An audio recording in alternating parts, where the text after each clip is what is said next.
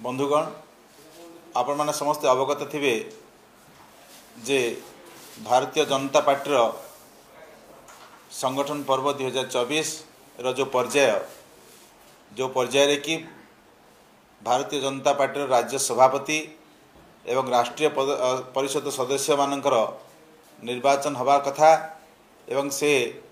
निर्वाचन 29, 30 और 1 जून और जुलाई रे सरीवा कथा से अनिवार्य कारणवशतः ताकू आमे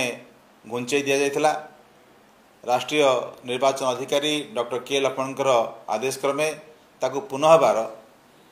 6, 7 और 8 जुलाई रे सारिया पई निष्पत्ति करा जाइछि एवं 6 तारीख दिन ए नहीं विधिबद्ध जो विज्ञप्ति आज प्रकाशित होइछि एवं 6 तारीख दिन तार मतदाता सूची प्रकाशित हब एवं मतदाता सूची से दिन चूड़ांत पर्याय मध्य संध्या सुधा आम समस्त को नजर को आसीबो। जदि मतदाता सूची जदि कौन प्रकार ऑब्जेक्शन अभियोग थाए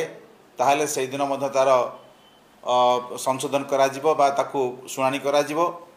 एवं से मतदाता सूची को लेकिन ता परवर्ती दिन 7 तारीख दिन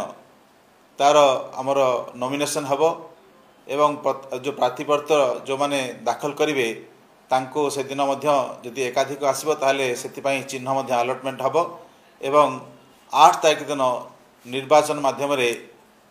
फलाफल घोषणा करा जिवो एवं 8 तारीख दिन मतदान हब सकाळ 9:30 रु 11:30 भितर 9 रु 11 भितर मतदान हेब जदि आवश्यक पड़े एवं 11:30 बेले फलाफल घोषणा करा जिवो। एई भली भाबरे समय सारणी तैयारी हेछि एवं एई थरक आमर जो राज्य सभापति एवं राष्ट्रीय परिषद सदस्य माने जो निर्वाचित हेबे से माने मध्य आगामी राष्ट्रीय निर्वाचन जो हम से भाग नहीं पारे। तेणु जो पर्यायटी आमे किछि दिन पई बंद रखितलु तार आउ थे 6, 7 और 8 ताको पूरण करने निष्पत्ति करा जायछि एवं यह केंद्रीय आमर जो निर्वाचन अधिकारी अच्छी निर्देश करा जायछि।